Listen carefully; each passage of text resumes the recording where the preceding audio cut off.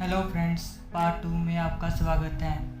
अलग अलग क्वाड्रेंट, अलग अलग लोग। मेरे रिच डैड कहते थे कि आप बुरे कुत्ते को नए करतब नहीं सिखा सकते। मैंने कई बार अपने पिता को कैश फ्लो क्वाड्रेंट समझाने की कोशिश की। उनकी उम्र उस समय 60 की थी। उन्हें लगता था कि अब उनके लिए कई सपने पूरे नहीं होंगे। वह कहते मैंने कोशिश की परंतु कामयाब भी नहीं हुआ। उन्हें लगता था कि हर क्वाड्रेंट के लिए योग्यताएं होती है। वह इसे सीख भी सकते थे परंतु कोई चीज़ थी जो उन्हें रोक रही थी। इस बारे में मैंने अमीर डैडी से पूछा। उन्होंने कहा कि तुम्हारे डैडी और मैं दोनों ही अंदर से अलग अलग हैं परंतु बाहर से हम एक ही इंसान ही हैं। दोनों में डर और शंकाएं हैं। जब तुम्हारे डैडी ने ई से निकलकर बी में जाने की कोशिश की तो वह भौतिक रूप से तो समझते थे परंतु भावनात्मक रूप से नहीं संभाल पाए। और जब मुश्किल आई तो उन्होंने नुकसान होने लगा तो वह वहीं पर चले गए जहां वह सुरक्षित समझते थे। अगर तुम किसी क्वाड्रेंट में सफल होना चाहते हो तो तुम्हें तकनीकी योग्यताएं से बहुत कुछ जानने की ज़रूरत होती है।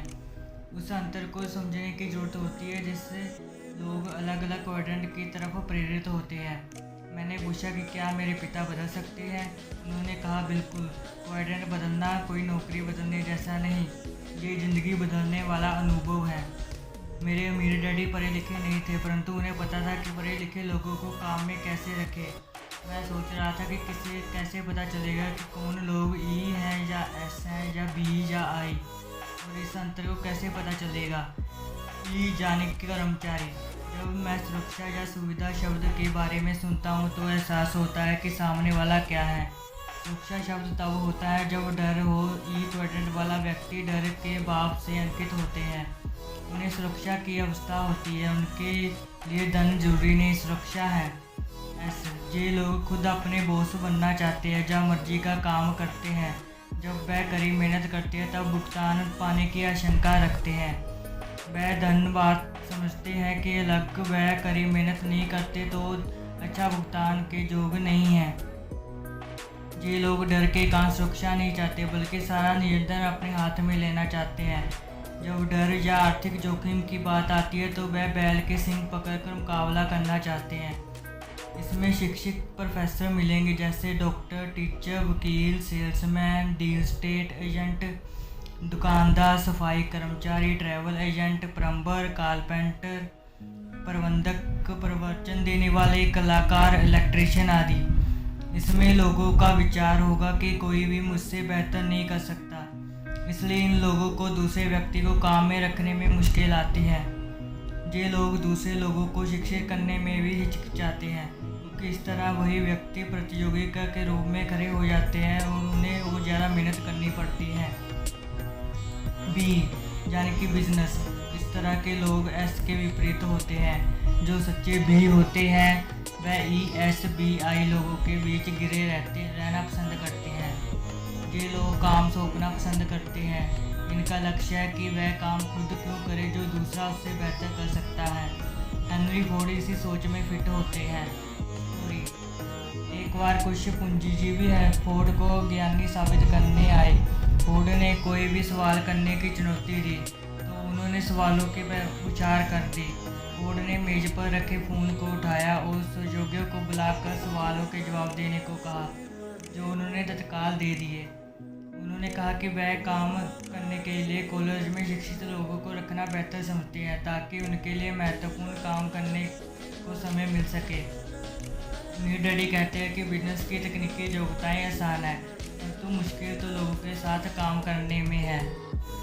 आई यानी कि निवेशक। निवेशक पैसे से पैसा कमाता है। उन्हें काम करने की ज़रूरत भी नहीं होती क्योंकि उनका पैसा उनके लिए काम करता है। आई क्वाड्रेंट अमीरों के खेलने का मैदान है। अगर वह अमीर बनना चाहते हैं तो उन्हें आई क्वाड्रेंट में आना ही पड़ेगा। आई में धन दौलत में बदलता है। यही कैश फ्लो अंतर है। अमीर बनने और बहुत अमीर बनने में अंतर होता है। हमारा बिजनेस सफल हो गया था परंतु हम संपत्ति को इस हद तक बनाना चाहते हैं कि खर्चे से अधिक हो जाए। उदाहरण के लिए अगर आपके पास मासिक खर्च $1000 है और आपके पास बचत $3000 की है तो आपका खर्च 3 महीने का है। ज़्यादातर लोग पैसे आते ही खर्च देते हैं। वे अक्सर बड़ा मकान या घर खरीद लेते हैं जिसका परिणाम कड़ी मेहनत वाला होता है। इसलिए कुछ धन आई कोऑर्डिनेट में रखना होगा। मेरे कुछ दोस्त स्टॉक ट्रेडर हैं जो स्टॉक को कम कीमत में खरीद लेते हैं और ऊंची कीमत पर बेच देते हैं। इस तरह वो लोग आई के बजाय ऐसे में चले जाते हैं क्योंकि उन्हें धन कमाने के लिए शारीरिक श्रम करना पड़ता है। वे अपने पैसे से अधिक पैसा कमाने पर ध्यान केंद्रित करते हैं तो पैसा सदियों तक उनके लिए काम करता है। इसके लिए उन्हें रोज़ सुबह काम पर जाने की ज़रूरत नहीं होती।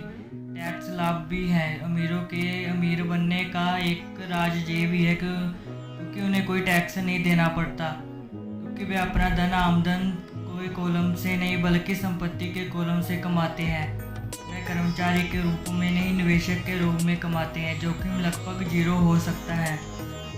जब मैं बच्चा था तो मेरे अमीर डैडी प्रोत्साहित करते थे कि मैं निवेशक बनूं और जोखिम लूं। अगर तुम अमीर बनना चाहते हो तो ये सीखो कि जोखिम किस तरह लिया जाए। अगर मैं अपने शिक्षक डैडी को इस सवाल के जो बारे में बताया, उन्होंने कहा मुझे ये सीखने की ज़रूरत नहीं है कि निवेश कैसे करें। मेरे पास सरकारी यूनियन की पेंशन योजना है। लोग इसलिए सुरक्षित मानते थे क्योंकि उन्हें ये योजना स्थायी आमदन प्राप्त करती थी, लेकिन बाद में बदल दिया और कंपनियों ने स्थायी आमदनी बंद कर दी।